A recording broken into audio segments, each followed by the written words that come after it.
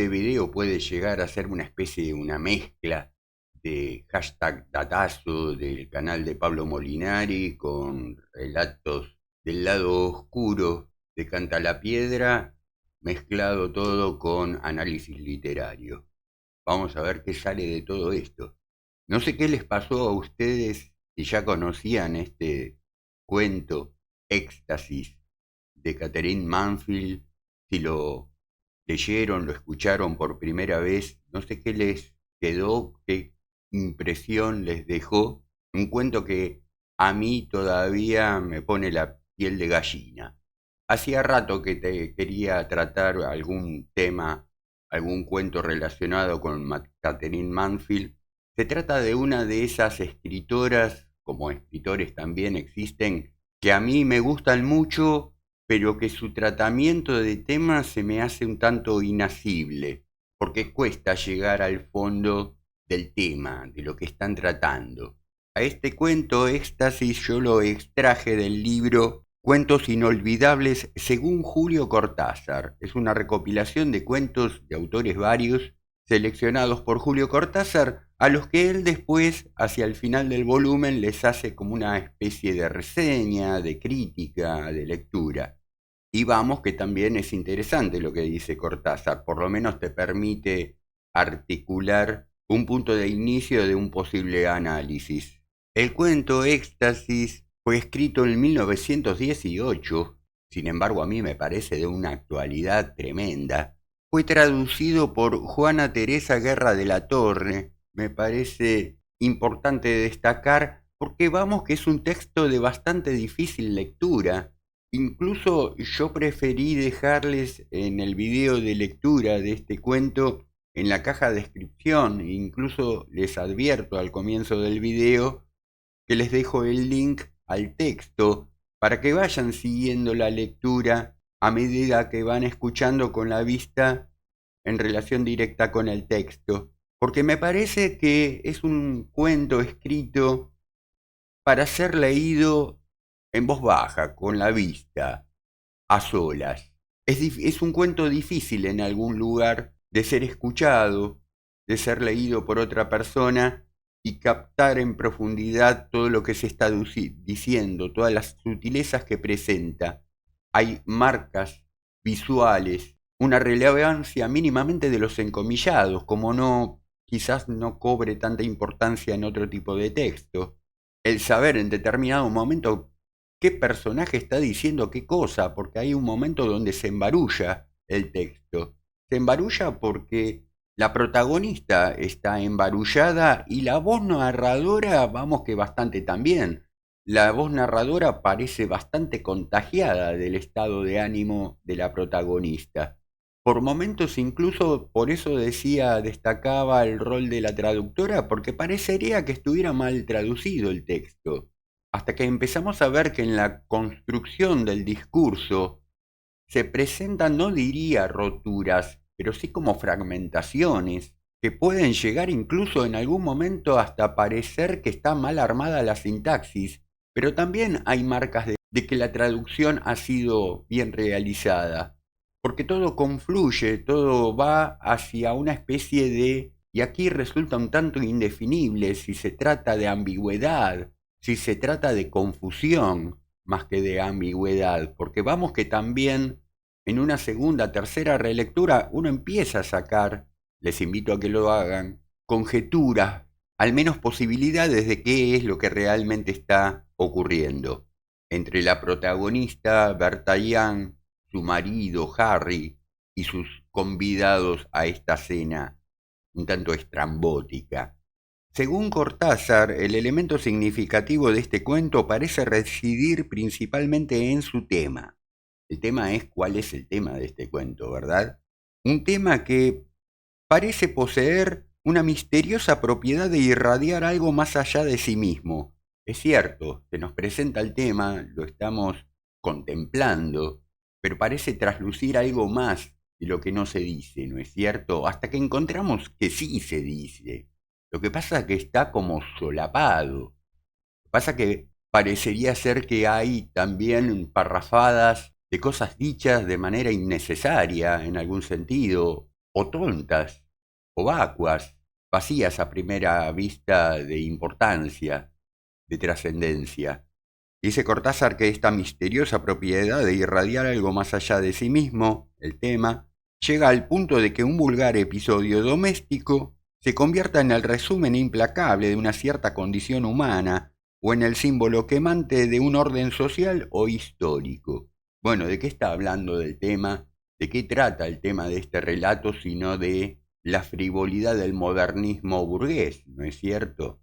Cortázar dice que este cuento es significativo porque quiebra los propios límites con esa explosión de energía espiritual que ilumina bruscamente algo que va mucho más allá de la pequeña y a veces miserable anécdota que cuenta. Es cierto, está lleno de escenas pequeñas y miserables este cuento, ¿no es cierto? Que a la vez nos causan gracia, tal vez de manera nerviosa.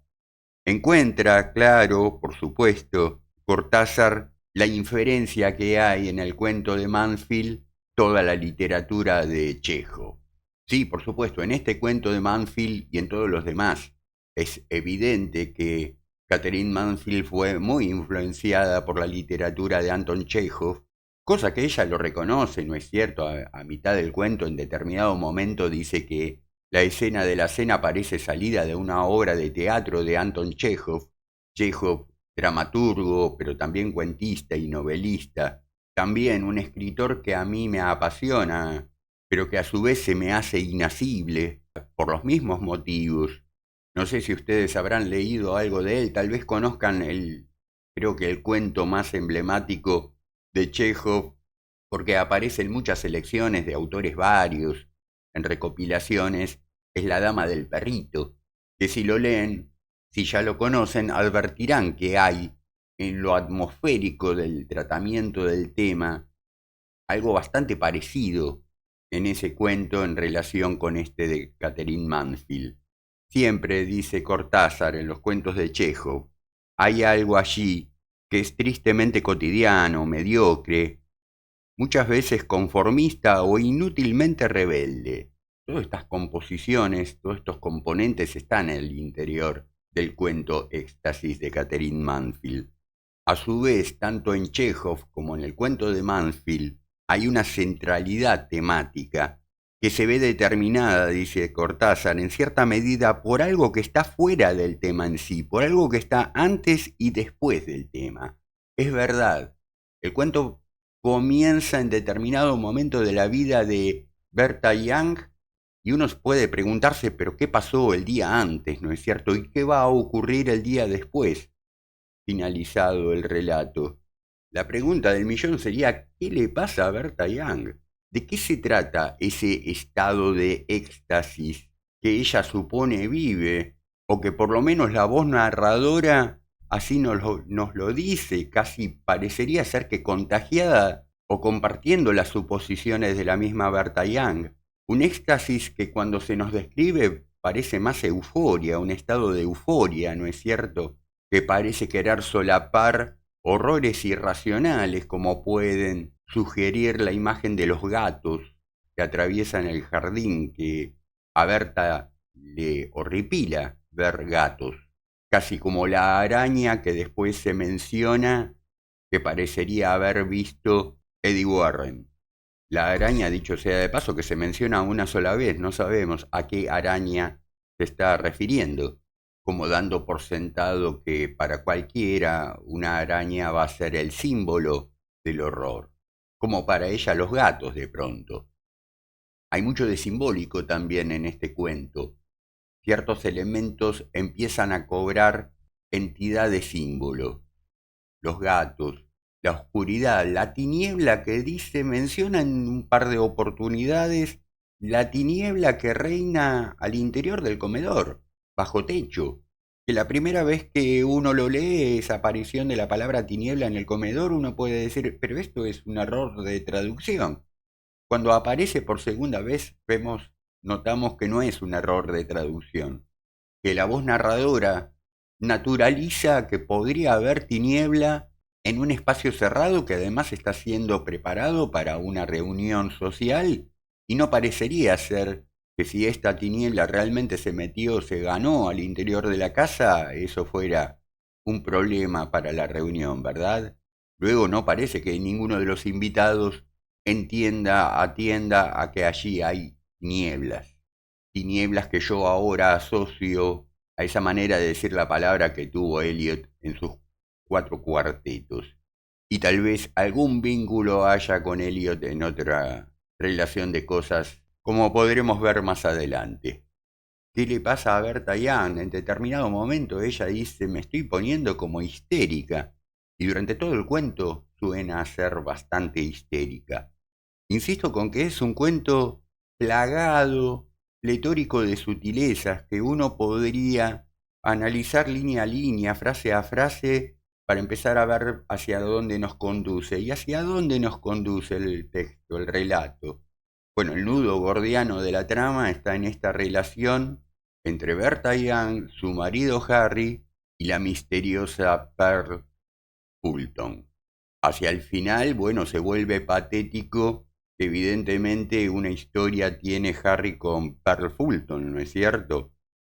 Ella ve cuando el marido, de una manera bastante patética, prácticamente a la vista de ella, está arreglando encontrarse como amante con Pearl Fulton, pero no puede reaccionar.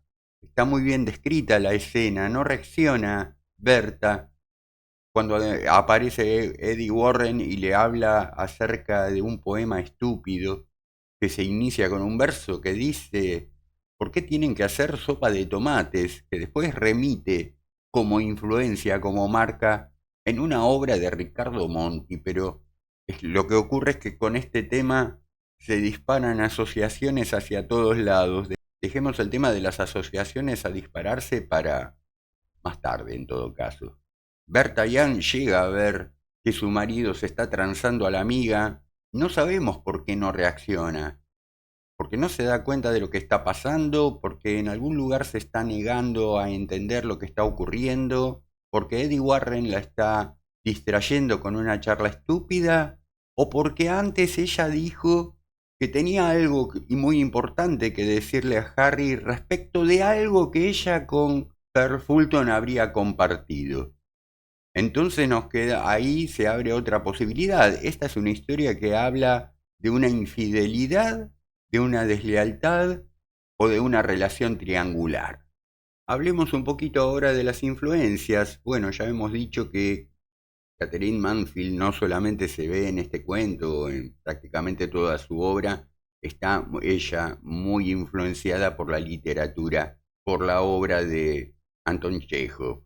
A su vez, ella influencia, uno puede encontrar parecidos de la escritura, sino del tratamiento de los temas que trata este cuento en el cuento, por ejemplo, de Eve Ward, Cómo vuelvo, que en este canal hemos leído y analizado. En otro cuento de Silvina Woolrich, que se llama El tercero en discordia, que aparece en un libro Historias inmorales, que nunca les leí ese cuento, me parece, El tercero en discordia. Es muy interesante, va tal vez con otro tratamiento, pero va el asunto en relación con este que hemos leído, Éxtasis. Les decía que ese chiste, ese primer verso de un poema que dice, ¿por qué tienen que hacer sopa de tomate? Que refiere Eddie Warren en Éxtasis. Después aparece como un guiño en una obra de teatro de Ricardo Monti, Una noche con Magnus e hijos. Aparece esta misma frase con alguna pequeña modificación. Dicho sea de paso, obra que estamos con un grupo de gente amiga preparando para estrenar el año que viene. Pero por ahora no nos salgamos de tema. También ese peral que aparece en 2 o 3 oportunidades en el desarrollo de la historia que se narra en Éxtasis, ese peral que se ve a través de la ventana en el jardín, cuya imagen termina cerrando el texto, ¿no es cierto? Pero el peral estaba tan hermoso como siempre y tan repleto de flores e igual de quieto, termina diciendo el cuento. Ese peral a mí me recuerda el limonero real de la novela que toma como título la novela de Juan José Saer, una obra que también en algún momento, no recuerdo si tratamos de esa novela o no, pero si no lo hicimos lo podemos hacer, como en el cuento, como en la novela El limonero real, todo gira alrededor de algo que parece ser precisamente real, ¿no? Como en este caso el peral. Parece ser lo único real, la única referencia concreta en relación con un universo difuminado, fantasmagórico, confuso, rarificado, ¿no es cierto? Al menos para la protagonista Berta esto es así. Berta no entiende bien qué es lo que está pasando, qué es lo que ella está experimentando, que le pone nombre de éxtasis, que por momento, insisto, parece más euforia que éxtasis, ¿no es cierto? Y que ese sentimiento, ese sentir de que la vida es plena, que su propia vida es maravillosa, y que no puede ser más feliz, en realidad es una especie de negacionismo cristalizado, concentrado, que está tapando una gran olla a presión. Pero eso nunca vamos a saber si se destapa. En fin, veamos un poco ahora quién fue Catherine Mansfield. No sé si es una escritora demasiado conocida, ¿no es cierto? Demasiado popular. Catherine Mansfield es seudónimo de Kathleen Beauchamp. Nació en Wellington, en Nueva Zelanda, en octubre de 1888. De muy pequeña viajó a Londres. Parece ser que ya era hija de un matrimonio adinerado, con algún grado de poder en Nueva Zelanda. No sé si el padre era el director, el gerente principal del Banco Central de Nueva Zelanda, algo así. De chica va a Londres a educarse.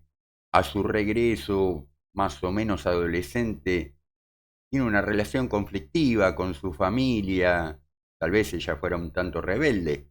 Así que decide independizarse y volverse a Inglaterra, y todo lo que va a producir de literatura lo va a hacer allí. Con lo cual, su escritura, si bien ella nace en Nueva Zelanda, pero su escritura, su obra se considera, digamos, que patrimonio de la literatura inglesa.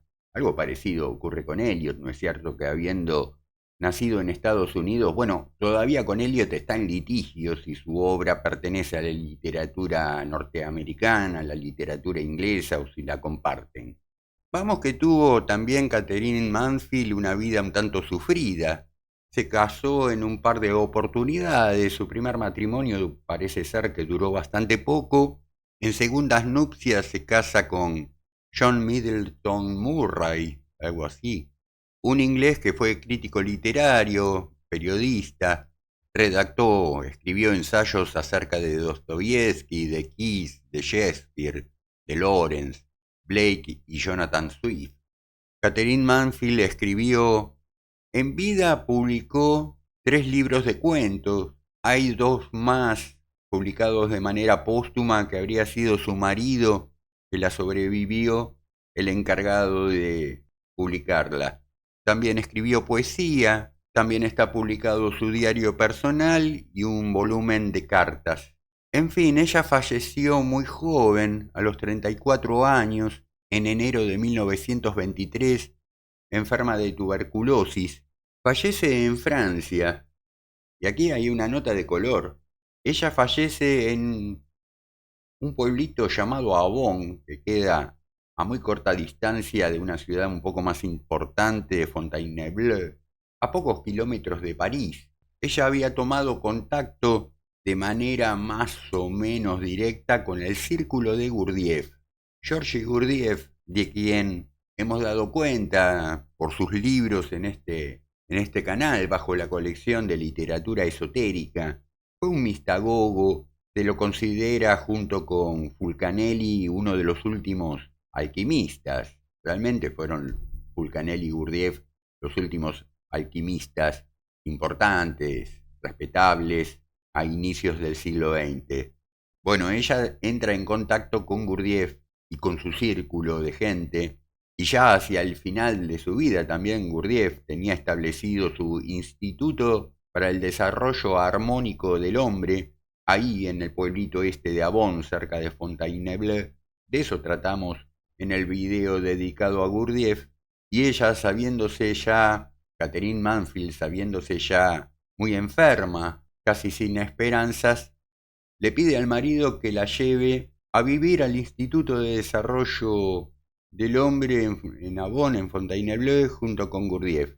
Al principio Gurdjieff no quiere saber nada, pero al final parece ser que accede, siendo que la última voluntad de ella, de Catherine, su último deseo, era fallecer próxima a Gurdjieff en su entorno. Claro, estudiando un poco la vida de Mansfield, nos enteramos que sus cuentos los publicaba, mejor dicho, de manera periódica en revistas, luego iban a ser recopilados en formato libro, ¿no es cierto? Y había publicado mucho tiempo en una revista londinense llamada New Age, una revista que evidentemente publicaba ficciones, pero que se centraba más que nada en el ocultismo, el esoterismo, que dirigía un tal Orage, que se consideraba a sí mismo al menos discípulo de Gurdjieff, uno de los pocos, si no el único, que Gurdjieff en alguno de sus escritos lo menciona, lo reconoce, no así a sus otros discípulos, seguro más importantes que Orage que Gurdjieff tuvo, tales como Ouspensky o Nicole. Orage va a terminar siendo el que lleva la enseñanza de Gurdjieff a Estados Unidos, a Nueva York, cosa que en su momento Gurdjieff deplora, pero bueno, es tema de harina de otro costal, ¿verdad?